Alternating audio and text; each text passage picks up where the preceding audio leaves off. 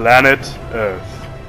Located in the Milky Way galaxy and orbiting at about 147 million kilometers away from its host star, the Sun, the planet is looked upon with great fervor by its inhabitants. But unbeknownst to them, the blue marble hides an inherent truth. But upon research, this truth reveals itself, and it becomes quite clear that the Earth is indubitably Wack.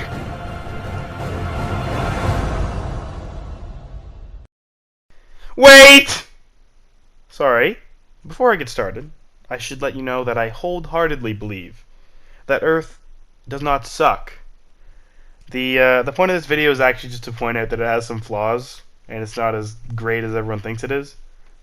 Okay? Cool, let's go back. Now, what I want you to do next is look out your nearest window, and up into the blue, cloudy expanse above you. And when you see the sky from here on in, I just want you to think, trash! Garbage! Get better at your job, idiot! Here's why. Every day, the incredible atmosphere loses 90 metric tons of material. Every day! That's a kilogram per second of mostly hydrogen of helium. While Earth has enough hydrogen to literally fill an ocean, helium is kind of a hot commodity. As such, many scientists believe that Earth will run out of helium in 25 to 30 years. And while that makes this guy a lot less intimidating, it also means that important tech like MRIs won't work, due in large part to an atmosphere that's falling asleep at the wheel. Next, I want you to look around. Anywhere, really. It's all around you. The Earth, your home, the biggest genocidal death trap known to humanity? Okay, that's going to take some explaining. See, over the course of life on Earth, there's been a plethora of flora and fauna alike that built up to the species we know today, including humans. Meanwhile, the Earth tried to slaughter them all like rats at an exterminator's convention. What I mean by that is, there has been many times where an inordinate amount of creatures died all across Earth, and even 5 where 75% of all life was wiped off the face of the planet. These events are called the Big Five. A bit too heroic sounding for me, but we love the Earth, right? The worst of these, the Permian extinction, or Great Dying, wiped out 96% of all life.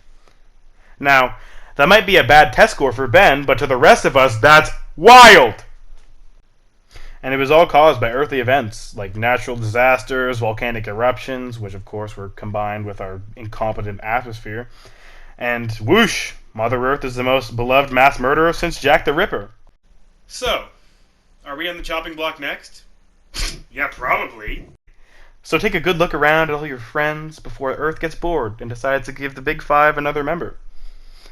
Just kidding, I hope. But in all seriousness, our time could be limited by stuff like climate change or supervolcanoes, which could bring life to an end pretty easily. So, basically, we're not going to be able to sustain life on Earth forever. Which segues perfectly into my next point. Okay, so now what I want you to do is grab your nearest Hubble Space Telescope and focus it on exoplanet Kepler 252b, and you'll finally see what... Oh, sorry about that. Conveniently timed phone call.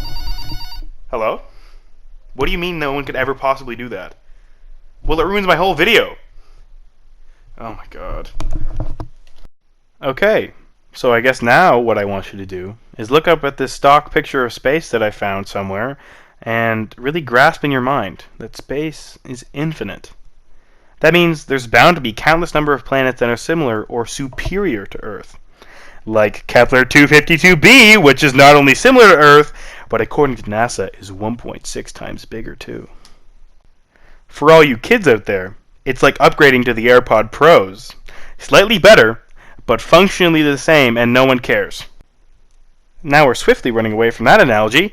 There are bound to be countless similar planets that we've yet to discover. I mean, the universe is infinite, and we have such a narrow point of view on it. That's saying, it really kind of puts everything into perspective. It doesn't matter if our planet's 1 in a billion, or 1 in a trillion, or 1 in a number I can't pronounce. It's infinite. So there's bound to be an infinite number of those planets. And that's what I'll leave you off with. In the end, the Blue Titan certainly has its positives. Yet it also has its negative that should be seldom forgotten.